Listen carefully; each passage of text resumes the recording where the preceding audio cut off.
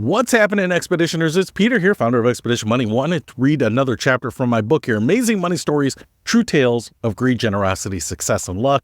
This is chapter 7 called Light Duty. These are just fun, very short stories. You can read it over a cup of coffee. Hopefully they will be interesting stories about the human condition and also have some money aspect that might teach you something that you can use in your own life. Most people clock in at an office building or retail store. However, for Kevin Schmidt, the workplace is a towering spire reaching over a quarter mile into the Kansas sky. His job? Changing the blinking aviation light at the top of one of the tallest TV transmission towers in the nation. It's not for the faint of heart. Twice a year, Kevin straps on his climbing gear and starts a dizzying ascent of 1,500 feet of steel ladder rings, with nothing more than the vast prairie spreading out below to catch him if he slips. No safety harnesses, no nets, just the elements, and an unfathomable drop. The first time I did this climb, my heart was pounding out of my chest, Kevin recalls his initial tower job over 15 years ago. The rungs just kept going and going, disappearing into the clouds. The wind was whipping past as I pulled myself up, foot over foot. It's a weird feeling being that high up, but the view from the summit? Breathtaking, doesn't even begin to cover it, says Kevin. You're on top of the world up there. Several years back, Kevin became a viral internet sensation after posting a heart-stopping selfie video from the top of the transmission tower. You can see the blinking light glowing behind his head as the camera pans out to capture the jaw-dropping 360-degree view of the surrounding landscape, a sprawling patchwork quilt of farms, fields, and lonely rural roads.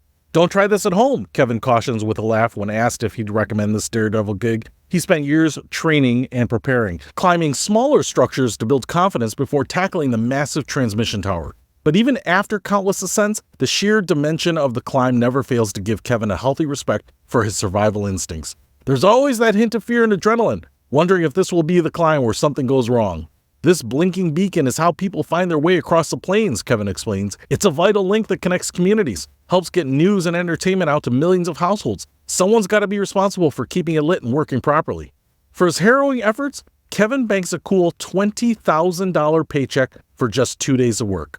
Twice yearly, he makes the stomach-churning climb to the tip of the transmission spire and replaces the powerful aviation beacon light that blinks out coordinates for miles across the flat Kansas horizon.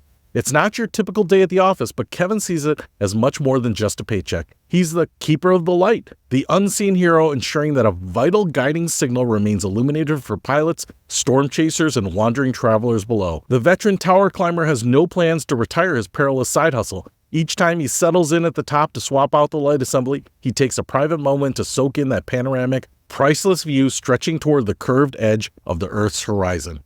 So I did see this viral post, and it kind of blew my mind because I will be honest, I have something of a fear of heights. Now, I have done some climbing and some rock climbing, and you know what? It never gets easier, and I'm not sure why. I've never fallen 300 feet. I guess most people wouldn't. It's like one of those Chopra comments where he's like, the things we fear the most are the things that have already happened to us. Well, I'm afraid of heights. I'm afraid of falling a mile to my death. That has never happened to me before, but I'm still afraid of it. I mean, there are some things I think that just make us queasy, and heights are kind of one of them. I just get a little dizzy. It's like, I don't trust myself. It's weird. I'm not bad in an airplane or something where I freak out. But I even remember there was an Embassy Suites hotel. I think it was on the 40th floor, and the lobby was just open all the way around. And just looking over the edge from that high up, I was kind of like freaking out a little bit. You know, if you've ever been to the Guggenheim Museum in New York, it's like a spiral with the whole middle open. If you're at the top floor looking over, you really feel like you're in the middle of the building looking straight down. And dude, it's a little stomach churning for me, to be really honest. So that's why I saw that picture and I could already see my head spinning a little bit. And that's why I think it went viral, because I think so many people are looking at that being like, oh my word, is that crazy? You know, it's like there's a picture of Will Smith and another picture of Tom Cruise sitting on top of the Burj Khalifa in Dubai, I think. So the world's tallest building. And Tom Cruise is sitting on the very top, just looking chill. And Will Smith is like holding on to the box for dear life. And I totally empathize with Will Smith. I'd be holding on for dear life too. You could staple me to the top of that spire and I would still be freaking out. So anyway, it's just one of those jobs where I have so much respect for that person, because I'm like, man, $20,000 for 2 days of work. That seems amazing. But there's a reason he's getting paid that, because there are so many of us, me included, that couldn't do it. I'd probably think, oh, that's not too bad, a quarter mile or whatever it is up in the sky. Start climbing and you feel pretty brave for the first 10, 50, 100 feet, but I can just see myself getting a little dizzy and blacking out and fall into my death. Well, at least I'd be passed out. But lots of interesting jobs out there, some that I'm fascinated with, but would never do myself. So anyway, hopefully that was enjoyable. And you realize there are side hustles out there that pay $40,000 for 4 days of work. That's pretty cool too. So hopefully you found that interesting. I'll see you later.